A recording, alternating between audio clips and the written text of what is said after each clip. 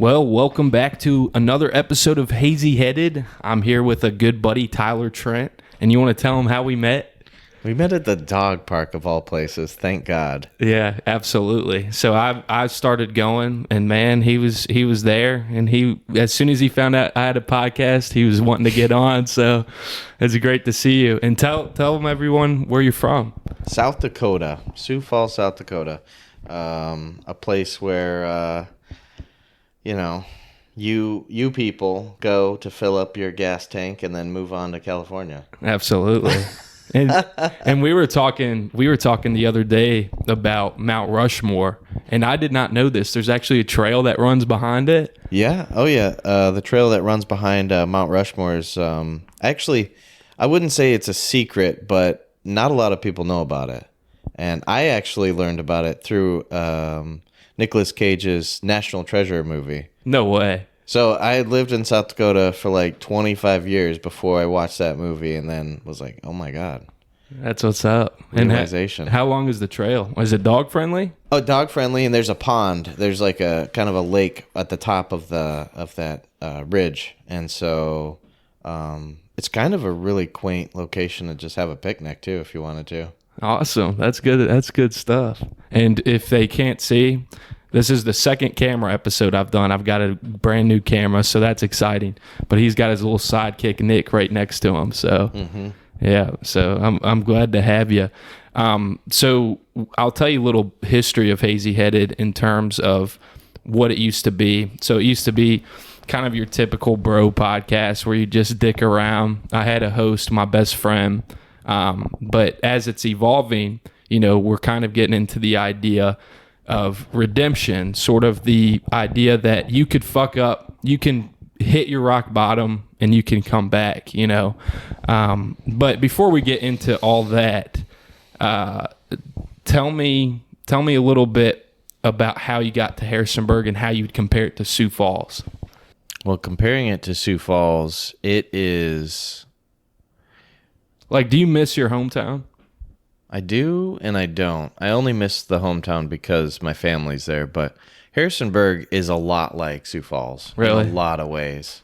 It's not a college town, but it is pretty much a business center. And so all the people that I've associated with, even just at the dog park, I've noticed that people are very independent.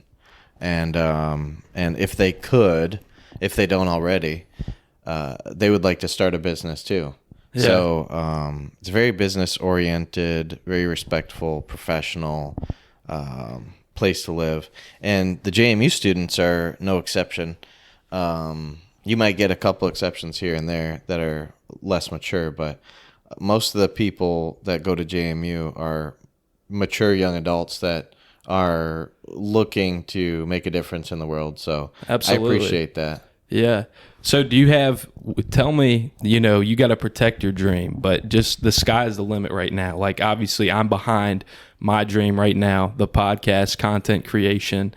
Kind of my goal is to, help people and inspire. I don't know if I say it correctly, but there's a Latin phrase, inspirare, inspirari. Mm-hmm. What that means is to inspire, be inspired. So if I can lead my life where I inspire others and others inspire me, I think I'm in a good spot. Do you have any way of living, how it's like that for you? Or maybe just philosophy that you follow that keeps you grounded, guided, optimistic? Both. Oh, let's hear it. Certainly the philosophy aspect is my guiding star.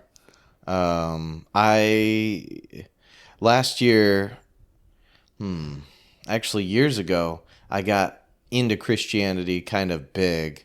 And I tried to digest all the sermons that I had attended and tried to do Bible study. And I learned a lot from the Bible, and I really appreciated all the moral compass of it. However, when I started learning more about Jesus specifically, then I veered from the Bible and started having my own religious / philosophical aspirations outside of the Bible, and that has kind of transformed my life. Because Absolutely. rather than using scripture, I'm trying to follow in Jesus' footsteps and be more like him than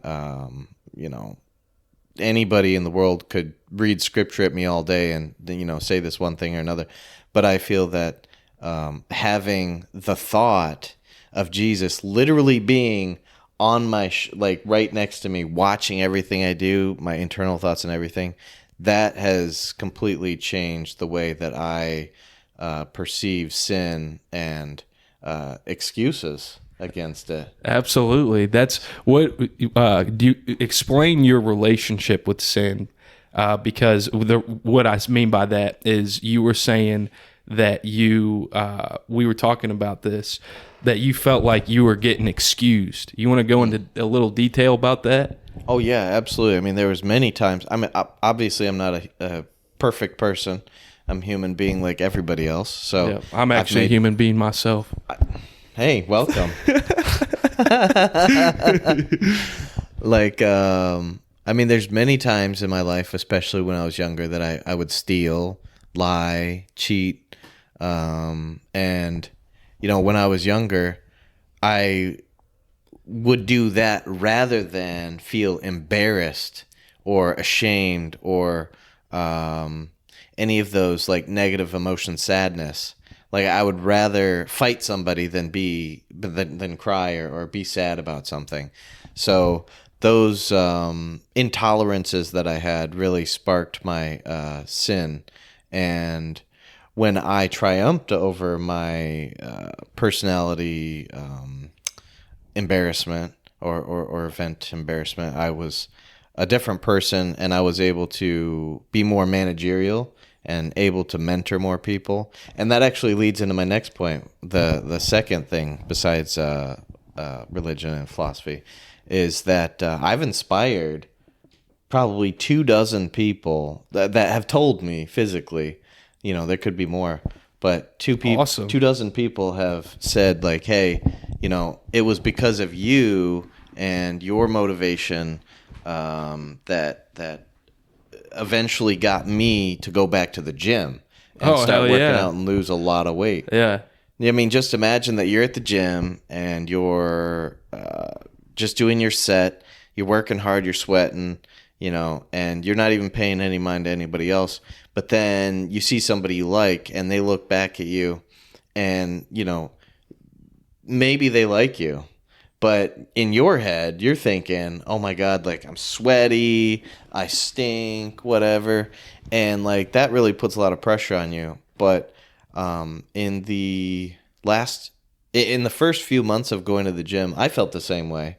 And I had to make a real decision, an actual like disciplined decision that I'm not going to feel this way anymore. I'm not going to think that this person, is, or I'm not going to be sucked into my own negative thoughts. I'm going to allow this moment and this experience to play out, and hopefully the outcome is the way I want it to be. But whether it is or not doesn't matter. The point is that I'm here for me, and I'm going to see progress regardless of what anybody else's judgment is. It's funny that you bring that up because one of the biggest misconceptions about getting what you want is that success, people think in terms of linear, like when it comes to success. But what it really is, like if you took somebody who just did something every day for 3 decades, they're going to be a lot better than the person that did it for a year, but they just grinded and grinded. Not saying you shouldn't work hard,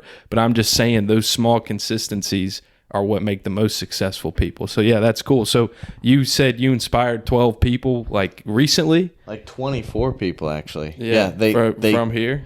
Between Richmond and here, yeah. Okay. I just started my fucking saying start the gym. Like what's up with that? basically, yeah. Okay. Well, they saw results. I was 290 last January. That's and now funny. I'm 160. You were that fat? No Yeah. offense. You were big tubs. You were big tubs. I was 275 about 2 years ago. I'm like 230 now. So yeah, that's crazy. Yeah, a lot of shit happened that got me to that weight. But once, but I do you want to explore that? Well, we can explore that, but I'll finish with. I gotta finish by saying, like, you're talking about inspiring people. I feel like those 24 people that came up to me and said, because of what you said to me about how I should feel in the moment that I'm feeling judged, that gave me enough motivation to go to the gym, and now I've lost like 50 pounds or 100 pounds or something. That's awesome, and man. It feels so good to hear that from people. It just gives me so much more hope that what I'm saying is actually true, and that I doubt myself less on talking to people. And I'm an introvert. Me too. But because of those people coming to me and saying that I inspired them, I have transformed my personality from an introvert to an extrovert. Really? Because of them. So, like, it is absolutely possible to change your personality to suit, the world and to suit your own needs and whatnot. Yeah. So if you think you're stuck, you really are not. Absolutely. Yeah, it's all neuroplasticity. You can actually literally change the framework of your mind. But yeah, funny you say that. I'm introverted, but I have very strong leadership qualities. So I operate better in a group, like a small group setting or anything like that. I'm well respected among my peers.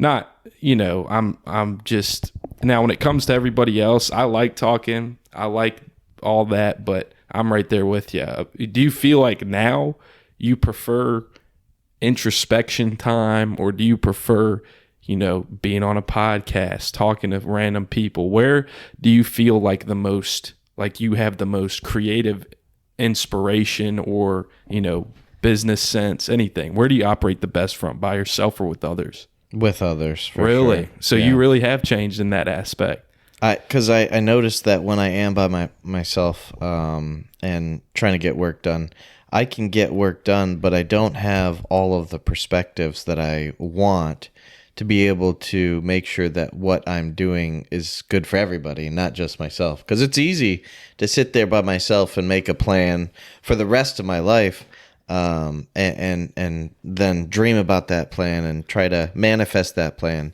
And that's good. That's all well and good. Especially because those are your inner thoughts and your desires. But if you want to be, an inspiration to others, you should involve other people's perspectives and try to, maybe introspect afterwards with their perspectives in mind to try to accommodate for everybody, which is why eventually, and this is my end goal, like my worldly dream is to, not necessarily be the president or be like the world leader or whatever. You could. But I want to see the world. I want to see peace in the world, because I feel like it's a real, tangible thing. And all this the CIA will kill you. No, it's not tangible at all. It's too much money in peace, or there's lack of money. I feel like there's money in peace too. We just haven't really explored those options as much as we could have. Yeah. Well, I love that. I'm so glad you brought this up. You said that you were doing things for yourself, but then you wanted to give to the world. I had the opposite problem.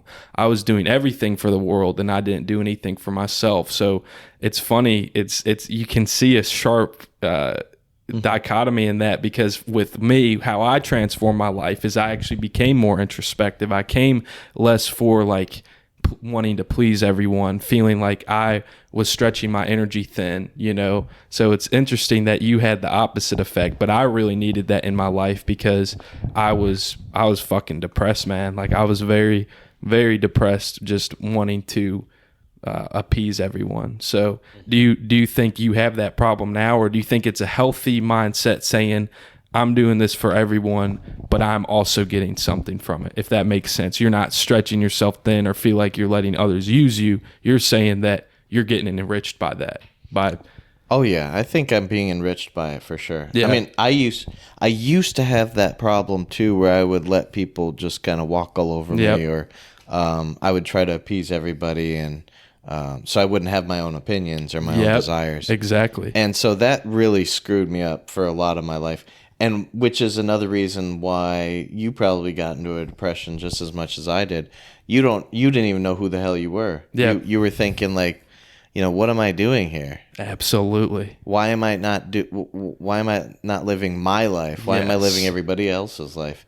And so, I got sucked into that exact same thing. Like, I had some really dark moments in my life. And if I didn't have my dog, or if I didn't have my brother, Sean, or my best friend, Paul, I probably don't know what I would have done with myself, honestly. But because of them, I was able to get out of that deep, dark depression and at least be somewhat motivated enough to, be a basic human being. Yeah. And just do basic stuff until I finally got the wherewithal to have my own desires and to spell out my boundaries. Yeah. That's one of the biggest things, is absolutely to like spell out your boundaries to people. Because I would allow people to have all the freedom. Like, as long as you're not hurting me, do whatever you want, Yeah. But the moment that I want to do something, get out of my way. You know what I mean? Like, it's that kind of push and shove deal where I give you freedom and you should give me freedom, when I ask for it. Absolutely. And as long as it's not hurting anybody, peace on earth. Absolutely. And you say that too. And I do feel like when you're a people pleaser, I used to be a really bad people pleaser. You put your needs last in your own life. Like you are just, it's actually very dark. It's a bad habit and people don't realize it. It's kind of like a joke. Depending on, in social media, it's like, oh, I'm a people pleaser. Well, if you have really bad people pleasing habits, that needs to change, because like you said, you won't know who you are. You'll just start regurgitating bullshit just to make you feel good. And I'm going to be honest, I can say this now that I don't work at my job anymore. I chose my job and I worked hard for 5 years. I'm not discrediting all the things I learned, but I didn't give a fuck about it. And I did it because I was scared to admit that I had a dream. I was scared to say to myself, this is what you actually want. Like, you want to do this and you want to make a change and you want to work hard towards something you love and you're willing to devote your life for it. You don't think about it in the moment. Like, saying that, if you're not the person that can accept that you have a dream, like, it's actually a scary moment. It's like when you say to yourself, wow, I actually want something big and I want to go out and get it. Like, it is not easy. It's not easy to accept for yourself, especially if you have those tendencies of pleasing others. So, yeah. So hold on, I was just going to ask. Yeah. So hold that thought. I got you holding it? Of course I am. Okay, cool. You're saying also, like, it's not a gender thing either. Like, no. being submissive and allowing people to kind of dictate what your desires should be, through magazines. It's not a gender thing. Yeah. It's not a gender thing. So, but I see it with women more often than I do with men. Absolutely. But I do see that men are more put off by it. Because I definitely believe that hormones have a huge play in this, because testosterone is literally the, insert yourself here kind of hormone. Yeah, whereas absolutely. estrogen is more like, I'll fill in the gap kind of thing. Absolutely. But the fact that you think that, magazines, celebrities, and movies, cultures can really define a person. That's not true. We might take bits and pieces of it because we think, oh, this is great. These are great things that should be a part of my life. But at the moment that they start manipulating you into believing that you should be living, this life, should be living this life, is the problem. Well, I think it goes even deeper than that. I really think that people choose a career path. You'll see a lot of these kids in college, high school, early as middle school, where they have these generational pressures of what you're supposed to do with your life from their family, from the expectations of, even financially. Like, thank God I'm single. So I finally grew up to a point where I can say, I know exactly what I want and I have the ability to go get it, and because I don't have kids, I'm single. I'm a single guy. Like, that is a good place to be at 24, in my opinion. But I think a lot of times you look at these kids getting in $100,000 in debt and you think to yourself, wow, they don't know what they want to do except I don't either, except I don't have $100,000 in debt. So it's what I'm trying to get at is that I think that's a conditioning. I think society really does do a strong conditioning on people. Like there's probably a kid out there that wants to make a podcast or wants to do social media or do different things that are against the norm because that's not realistic to them. Mm-hmm. But what's realistic? Like you could get fired taking the safest route ever. You could get laid off. You could be working at a place for 30 years and be the best, literally the best person there. Yeah. And get fired for no reason. Absolutely. This country. Yeah. No, it's and that's what I'm saying. It's a culture problem. And but not in the UK though. They have just cause, which means you can't be fired for any reason. Yeah. There has to be a good reason like performance, negativity or whatever. Yeah, it's UK is a whole different animal, but yeah, they've got a lot of good stuff on us in terms of that. And Norway, they can only work. I think they work 30 hours as full time, and they have all these mandatory breaks and state regulations. When me and my mom we went to Norway, they took us on a bus, right? And at like 5 hours, they said, "Oh, I have to take my mandatory state regulated break." And we were just sitting there eating sandwiches, and the dude that was driving the bus. He's like, "Okay, I'm taking a break." It's so like the work-life balance is so focused in Norway. Don't get me wrong, like you can argue with like economic systems, socialism's better at this, worse at this, but I just think it's funny in the sense of like they care about their workers so much that they would mandate something like that, like mandate mental right in the health. Middle of the shift too. Yeah, like right in the funny? Middle of the route onto wherever your destination is. Not when he gets to the destination, exactly. Just right now. Yeah, it's like right now we got to make it happen. Isn't that chill. crazy? Yeah. Just take a break, guys. Take a breather. How long was the break? 30 minutes. Okay, that's reasonable. Yeah, it was. Feels like an hour and a half. I'd be freaking out. No, it'd just be like, let's get the fuck going at that point. Yeah. By the way, you can cuss. I don't know if I said that, but just a disclaimer. And now, if you want me to circle back to my question, this might be too heavy, and if it is, I can easily edit this out and switch up. But when you said you were 290, when any time in your life, you're 36, I'm 24, any time in your life, when did you say to yourself, you had to make a change? Where was that moment where it was like, wow, I'm fucking up, It doesn't even have to be grandiose. It could be something as little as like, man, I'm a fat fuck at 290 and now I got to make a change, How did that feel and what did that look like for you? There was no pressure from anybody. There was nobody hassling me or harassing me about my weight or anything. There was literally no pressure. And I kind of feel like my life has been that way. I mean, if we want to go into it, my life has been like no pressure on a lot of things. That's a good thing. The only pressure is the pressure I put on myself. That's a good way to be, though, in a sense. It's not a bad thing to not have a lot of pressure from others. Because when I do have pressure from others, I release that pressure like right away. I get whatever it is done that I need to get done in a reasonable manner. But like the 290, like there was no pressure, and I didn't look at myself in the mirror and think, oh, geez, you really let yourself go all the time. I would feel that way once in a while, but I think it was mostly just because. Well, it was definitely the video games. So uninstalling my video games and just, telling myself like I've got to make a change based on the video game obsession. Like that was my crux is the video games. I'm telling you. I don't think that there was really any other trigger besides getting rid of the video games. So what do you do? Tell me, like, what do you do when you get rid of the video games? Like, now what do you got to do? So you got all these hours that you put into video games. What do you do now? So So the video games I realized myself too when I was fucking gaming all the time. I was like, I could be doing so much. I could be scripting out. I could be making shorts. Especially when it comes to my dream.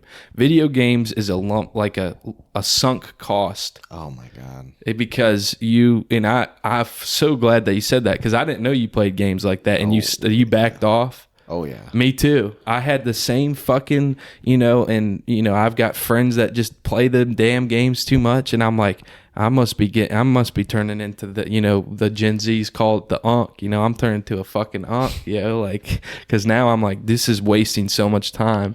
But it's funny that you say that, because it's to me, I've realized that I didn't waste all that time. I made friends and it was fun at the time, but like people that consume their 20s, 30s, 40s, like up until they're dead, like, dude, that's a lot of wasted time. Like, you can think about it that way too, where where you've made friends and you've made it a productive event in your life, but also when you finally gotten like a hold of what you really want to do, then you look back at your past and you're like, why didn't I have this idea sooner, and why didn't I, you could say, okay, well, it was video games. But then you can go back and be like, well, no, it was my parents. You can go back and you can blame all this stuff. You can make all these excuses. But the only thing that you're really doing in that moment is just you're just holding yourself back from realizing your true potential. You're holding on to all that past, like regret and whatnot. So the only thing that you can do to release that pressure is just let it go. Yep.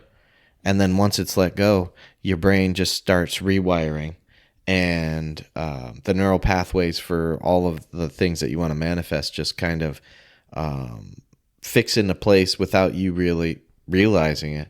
And things just kind of fall into place. Reality, just like building blocks, they just kind of fall into place. And then all of a sudden you see the pattern, because it happens so many times. You're like, okay, now I see the pattern. Now how do I go about this? And, I feel like our ancestors, especially, like, I believe in I believe in a lot of the stories the Bible has to offer. I don't necessarily think that they're 100% true, because if I tell you a story and then you tell your friend story, it's like telephone, right? So I'm not sure how extremely believable all of it is, but I do believe that our ancestors were able to live longer than us, and were far stronger than us, and far smarter than us. And I don't know, far smarter than us is exactly well, I feel like we've had the ups. We've had really, really intelligent people, and then they fuck up, and then they all die. And then you have really dumb people, and then they figure out fire or whatever. Have you heard the saying that easy times create weak men, hard times create strong men? Absolutely. I like that. That idea is very interesting, because it's like when you have comfort, you get soft, you get easy, you're not strong, you don't have that warrior mentality. But when it's hard times, you create those. The strong people create easy times create weak people create hard times. So it's like a loop. Oh yeah. It's like, that's a really good way to think about it. It is. It's interesting. And I think it's very true. I look at myself, and when I was I can equate it to my life. When I'm having hard times, that's when I'm at my strongest. And like, me moving isn't necessarily like, oh, it's a hard time, like, thank God my family's in good health, but it's a hard time of like life change. And now I'm seeing what I'm made of, and it's making me stronger. It's making me mentally tougher. It's making me more fearless, So yeah, that's pretty interesting. So you make sure it's going back onto what you're referring to about strength and easy times. A conversation was brought up yesterday at the dog park about relationships, because people were asking me, like, hey, do you have a girlfriend or anything? I said, no, I'm single. And they asked me, like, how long have I been isolating myself from not just girlfriend, but like friends and family and whatnot. And I find that it is easier to live a lonely life. I don't have to rely on, deadlines and going to a party at this time, or, the drama of Sarah and Bobby Joe, whatever. Like, I don't need to worry about all that stuff. I can focus on the things I feel like are even more important.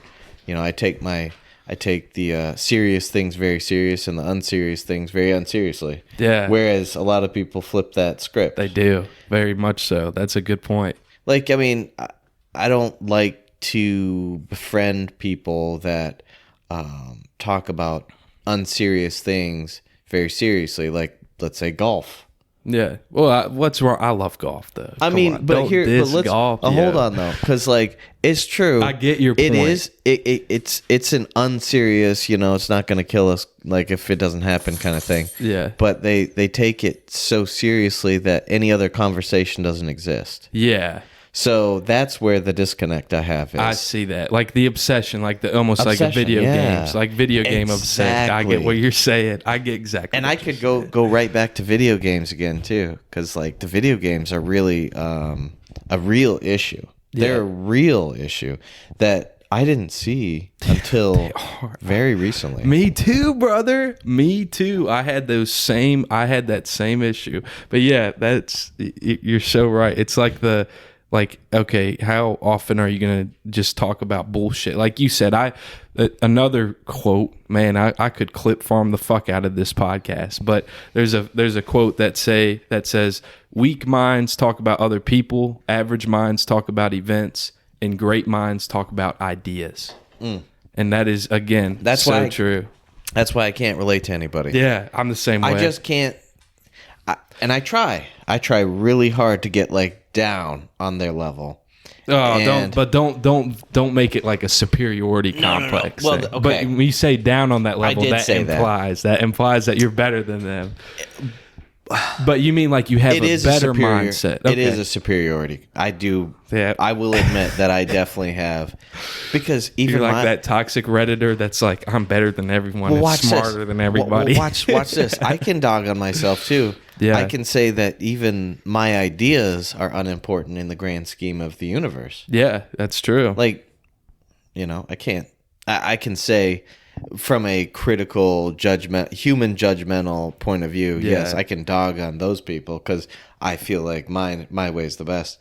But in the grand scheme of everything, nobody's the best. Yeah, nobody's gonna win. Yeah, that's a good way to look at it. And you know, the only way to actually feel fulfilled in this life is to find what you love and just do it. Absolutely. And I'm gonna die for it, dude. I'm gonna die for it. Mm-hmm. I'm getting to a point where I'm so secure with what I want that I say I'm going to work for it my whole life, and either I'm going to get what I want or I'm going to die. And I'm okay with that. Like, I'd rather pursue something that I love and I fail at something I love and I make an ass of myself, or I just feel, you know, I publicly embarrass myself with my podcast. I don't care. I do not give a fuck. It's not public embarrassment, but that's the example, is like how I'm willing to do everything for it because that mortality's constantly in my mind. Like, if I make an ass of myself, cool, I'm going to die. And 100, 200 years from right now, they're not going to know who I am if I even became fucking like an ambassador. Think of all the people between here and Jesus. Yep. That we don't know. Exactly. We'll never know. And they could have created the fucking acrylic paint. You know, they could have. That's what I'm saying. There are a lot of people that did a lot of things for us nowadays that we will never know. But then we go and talk about people that did, you know, what we think now is great things. But there's a lot of other people out there that do even greater things that we'll never know. Absolutely. So, you know, it's a numbers game. It's a game. The whole thing is a game. Yes. Like humans, but if you think about perfection and then the opposite of that, like let's say that the universe, or let's say our lives were perfect. Like everything is perfect. Everything is just like you put your hand out and then, you know, you receive a Coke or whatever, you know, and then you're like, oh, that's exactly what I was thinking of getting, you know? Yeah. If we lived a perfect life, would there be a sense or a thought in at least one individual in that world to create chaos? Yes, but I think it harbors on the fact of what where your priorities are, because if you have the ability to get whatever you want and you feel like you've been wronged your whole life, or maybe let's take mental illness out of the equation, okay? Because I truly believe there's just mentally ill people that like they probably could have been born with like just being fucked up. Like Jeffrey Dahmer had a great family and he ends up fucking killing all these gay people and eating them, and he's super fucked up. Let's take that out of the equation, okay, for this thought experiment. I really think that if you are a person that wants to manifest chaos, you were wronged. I think it would be like you have a sense of vengeance towards people who've wronged you. You know what I mean? Mm-hmm. I think that's the only way people would want to truly create chaos, that and mental illness. Because if you feel like you've been deeply wronged, vengeance is only on your mind, and you want to manifest that. You're like, wow, I want this person to fucking fail, and I'm excited to, let's say someone doesn't like me, and he's like, I see Evan going for it. I hope he fucking fails at his podcast. I hope he loses all his money. I hope he doesn't inspire anyone and nobody inspires him. I hate to tell you that's not going to happen, but my point stands true. Like, that's the only way it manifests, is like, oh, he said something to me in fucking sophomore year of high school that made me feel bad, or I heard something about him that, may or may not even be true, but I feel a certain type of way about it. I really think that's the only way that people would want to harbor chaos, in my opinion. Yeah. Wow. Yeah. Interesting, huh? That's pretty deep. Yeah. I try to be deep. I'm not like a try hard, I'm a deep person, but I really am a strong introspective person. So, and I can tell you are too. It's fun. This has been awesome. That's what I love about the podcast too, is that you get so many perspectives. Mm-hmm. Yeah. I don't think that I necessarily have a dark moment, because my description of dark is different than others, I guess. But I do have moments where I've noticed that they have changed my personality, which I could consider, dark. Like bullying in elementary school, for example, that was a real thing. I didn't grow up with a father, and so that part of that balance that every child should have in their life wasn't there for me. And that's tough. And so, like, bullying was a real situation for me, because my mom, I would never tell my mom about it, and my mom was never really somebody that could give me advice on something like that anyways. She was very kind, and I couldn't put that on her. I couldn't burden her with that, because she believed that the world was a really great place all the time. Yep. And that's because she was, in hindsight, very spoiled by her mom and her dad, and I'm very spoiled. I'm blessed to be spoiled. Maybe that's why I'm so optimistic. It's very possible. Yeah. But I'm not ashamed to say that. And I never really was able to like take care of the bullying situation except for on my own. So I just defended myself. Yeah. But I didn't like go out of my way to hurt people. And it got so bad. I got so vigilante about it that even cursing, I would like beat kids up for cursing or whatever. Like I was like the bully's bully. Yeah. I bullied the bullies. And I enjoyed doing that. Like it was actually fun to watch, the bullies that were like, this is so great, we're bullying these innocent kids. And then I went in there and I was like Jack Reacher. I was like bullying the bullies. Yeah. And so I relate to that guy pretty good too. Yeah. But nowadays, you can't do that, because I've done that and I've gotten into some serious trouble with that. And so now I just let that shit pass. You want to be a bully, that's on you, and people will notice that, and hopefully the people will shun you and keep you away from their groups and their cliques, and eventually you'll leave and figure out that you are not a good person. But I don't really want to be a part of that, except for by trying to give thoughtful advice, patient advice, not like, you're an asshole, quit doing that. But like sincere, advice, like say, a lot of people would respect you more if you weren't a bully. Like yes. that would hit home for me if I was a bully. You know? Absolutely. Or the pain point, it's like, oh, you're being a bully is not going to bring your dad back. That wasn't a diss towards you, but I'm just saying, you like something like that. And an idea, it's like, where's this stemming from, you know? And I think bullies, you know, they say hurt people. People that are hurt people. And that's the saying, hurt people. Because that's, you know, I think they're, especially a kid, if they're bullying, man, they're fighting an insecurity that like a child's mind should not have to have, whether it's from their parents, like thinking that, you know, they're arguing and then they're like talking, they overhear their parents in the bedroom saying, you fucking made me had a kid and now I'm stuck with them. And that's a reality for many kids, bro. Oh yeah. And it's just like, then you don't want, it's no wonder that they bully. And you know, but I do like the idea of bullying bullies. It's very interesting. I love that. And I'm glad. I was bullied to hell, especially in middle and early high school. I was bullied to hell, man. I hope my friends are watching this because they'll probably remember some of my friends that never meant any harm, but they'd be like, yeah, fucking bean dips. Like, you know, I've always had big old man titties, like getting made fun of for that shit. So yeah. But no, it actually adds a lot of depth to your life. You know, I think I look at people that never have had any struggles, and like I said, I'm very spoiled. I'm very loved. Like, and you know, I've never had any pushback from my parents with things in terms of like what I wanted to do. They've always supported me. Thank God. Thank you, mom and dad. But I do think, you know, a man without struggles doesn't grow. You know. So, and yes, I hope this is on camera because my beautiful little Reese girl is here. Don't pay attention to that. Okay, that's fine. I just hope he's all right. No, he'll be all right. Okay, that's fine. And he cleaned it up too. That's awesome. Yeah, Nick's having a good time, and Reese's shaking her head. This is awesome. Dog park. Yes, bringing the dog park home. Yeah. That's right. Hell yeah. So I'm curious because I wanted to go deeper into this. We're circling back to the conversation on Christianity.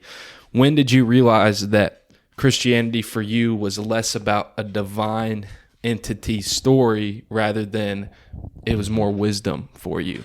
And you really were like, okay, this is a interesting idea on sin, and this is a really good one, by the way. Yeah. This is a long story. Okay.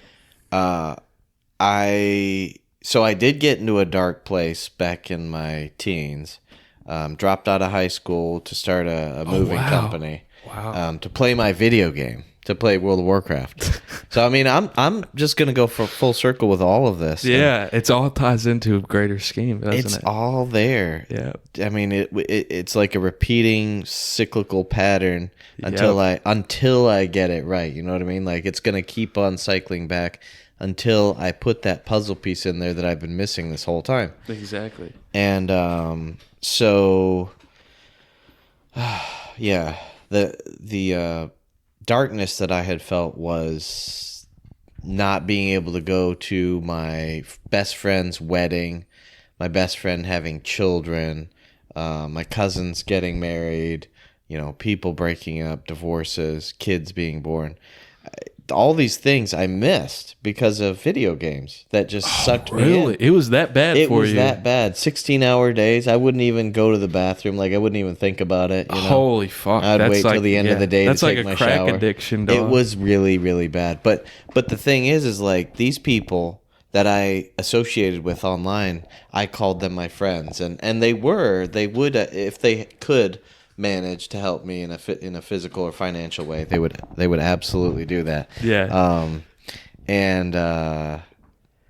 But like it's okay, dog. I can go way deeper into the video game thing, but I'll just say that was a dark moment because of all of the consequences that it brought with it. And I just want to say really quick, I'm glad you're bringing it up because I think that's a big problem that people don't address. Video games. I had that problem, not to that extent, but I think that's a reality for a lot of people, dude. It is. And so it's an escape. You're not afraid to talk about that. That's real shit. Yeah, it's absolutely an escape from reality. Whatever I was experiencing in my own insecurities, I would not have that problem in the video games. Yeah, I was a guild master of like 400 people. I considered that to be quite a feat, quite an achievement. I'm managing 400 people. Yeah. What? Yeah. That's a lot of people from just like my home desk. Like, what's up with that? And Yeah. and then I was raiding 40-man raids, and so I had to organize and structure that. So it's like being a project manager, and Yep. it was like, a reality away from reality. Yes. And exactly. it had all the bells and whistles. So it was like I wasn't missing out on life at all. Yeah. I was there, but then, you know, you uninstall that game or the game changes. Oh. Yep. We have a little dog interruption. Technical. Best kind of interruption. Dog people are the best. And Technical difficulties. Yeah, it's awesome. Nick is the best. Little cuppy Royce cup. He's the best little girl. But anyways, yeah. Sorry, go ahead. You know we had to take a little dog intermission. Going back then to relationships. Now, I've forgotten what your question is, but hold on. Yeah. So the relationship thing, yeah, not being in a relationship is easy, right? So easy. But And addicting.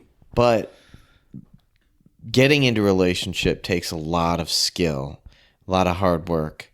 And You don't have to have skill necessarily, as just being consistent, in my opinion. That's my opinion. I don't know if skill, it's not like a skill acquisition quality, but I'm not trying to be pedantic on you, like trying to be like, oh, I'm nitpicky there, but that's my opinion. You definitely want to have more skill with the person that you're significantly with than a best friend. That's a good point. Because no, that's a really good point. You have to, I don't know. I won't go into that, but yeah. But it is a lot harder to be in a relationship.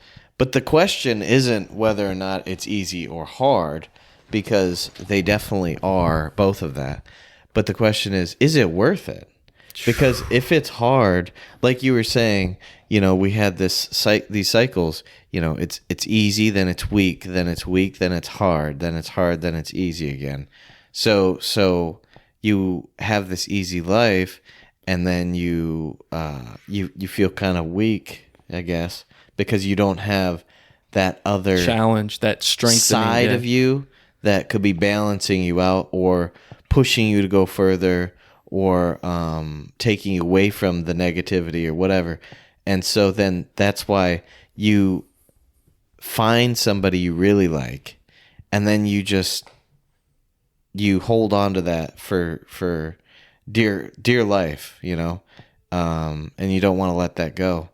That's a scary moment. That's very scary. Yeah. It's a very scary moment in your life. It's the same thing with like accepting that you have a dream for your career.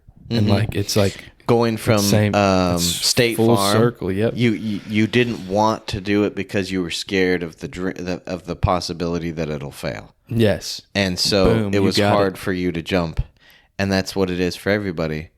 And just a side note on that. Yeah, absolutely. I have been doing a lot of manifestation videos and law of attraction and such. Yeah, that's fun. And That's awesome. I've gotten to a point where maybe there is an answer we can all agree on that could help us be able to manifest whatever we want. And I think it does take a whole lot of experience in life. You can't just be, you know, a kid and just like get into this mindset of manifestation. You've got to experience life and know really what you want. So let's say that you're into video games and you've been bullied, you know, your whole life, and sounds you're about easily right. It sounds about right. manipulated by culture and friends and peer pressure and all this other stuff, which is happening literally all the time. Yep.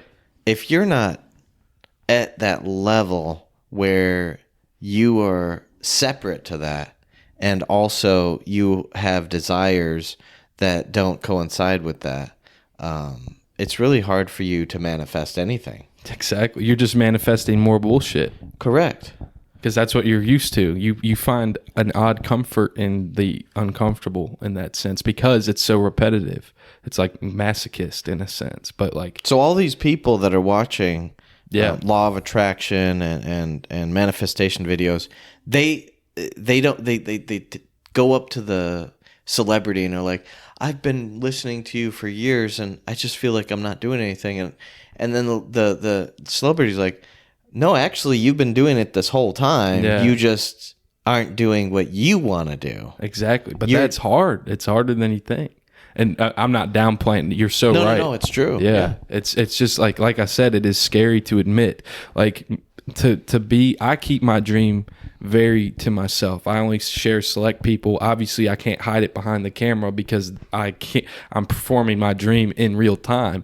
But, it's scary to be like, wow, dude, like, yeah, I want to create a podcast. I want to inspire people. I want, just like you said at the dog park, those two girls, I thought they were pretty and they were pretty cool, but they're like, oh, so what are you doing? And I was like, my first instinct was say, oh, I'm unemployed. And bro, I respect you because you're like, but you're doing a podcast, because like I'm scared to do that as a creative. It's really scary.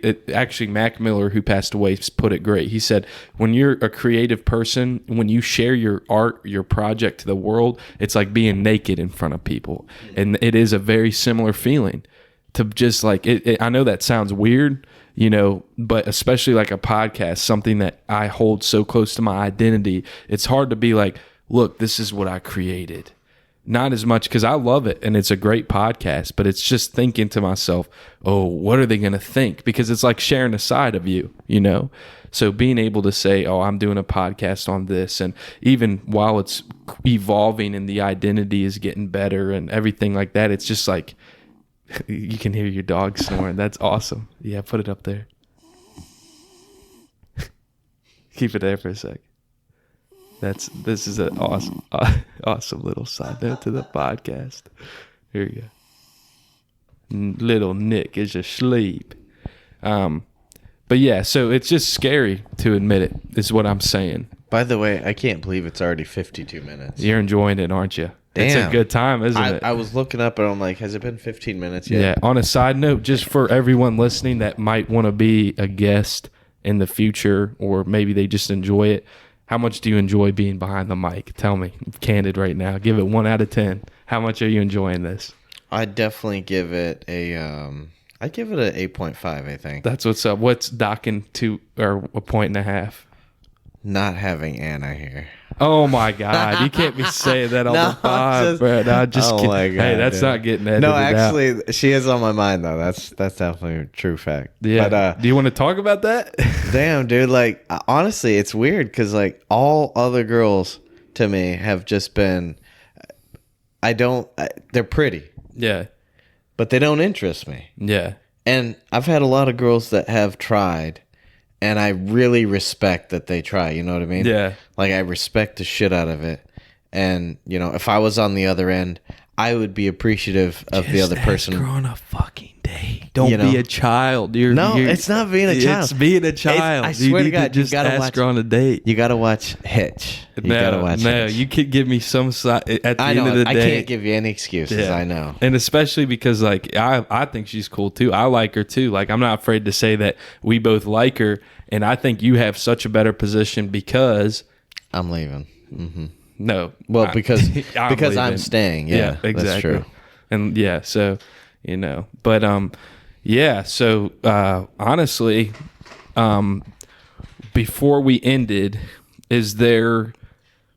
what is one thought that has helped you? This will be the last question because we're going to wrap it up. This has been an amazing episode, but I'm curious, what has kept you optimistic? What is something in the forefront of your mind, whether it's an idea, person, a group of people, it can be anything that has kept you positive up until today? Recently, this is just recent. What's kept you a little spark under you, a little fire? So what I do on a daily basis is live my life just like anybody else. I go have breakfast, lunch, dinner, and just enjoy the basic necessities of life. But I always try to one-up that by talking with the general manager or manager or the owner and get some of their insights on the place that I'm at. Because 9 out of 10 times, their story is so intriguing to me and motivates me in a way that I just can't help myself but to try to find those people all the time. So now my life is the basic necessities, just like everybody else, but I'm also networking. So Perfect. I've got this. So motivating you right now is human connection. Is that correct? Absolutely. I don't want to put words in your mouth, but that's that's awesome. That's great. Now, that being said, you said you weren't always like that. What would you give? What's a actionable tip that you'd give to someone that wants to be more like that? Hell, I want to be more like that, and I'm sure a lot of people watching. What has made you kind of switch to that mode, or if you could give them a tip? It doesn't have to be like some grandiose. I did a lot of door-to-door sales, so that made it easy. It's like exposure therapy? Exposure therapy, yeah. So it's not hard for me to just go up to Bill Gates and be like, "Hey, what's up?" Yeah. Like I know him, kind of thing. Yeah, and that's how I am with everybody. Yeah. That's why a lot of people are like, "Do I know you?" And I'm like, "No, but you're a cool dude. I'm just pretty chill." That's awesome. So yeah, well, Tyler Trent, man, I'm so happy you're on the podcast.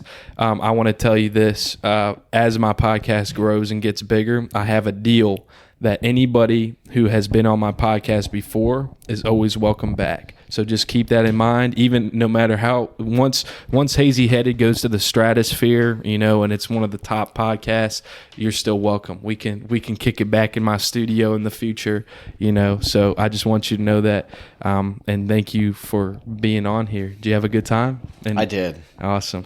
And yeah, you can say goodbye. You can say fuck off. You can say whatever you want. I guess I've joined the Hazy Head Club. That's right, Hazy Headed. Yes, sir. Welcome and enjoy the podcast coming up. I'm sure that Evan's got quite a lot on his plate. Yeah. So. No, this has been awesome. Thank you, Tyler. And thank you for watching. Yes, sir. Have a good one. Yep. See ya.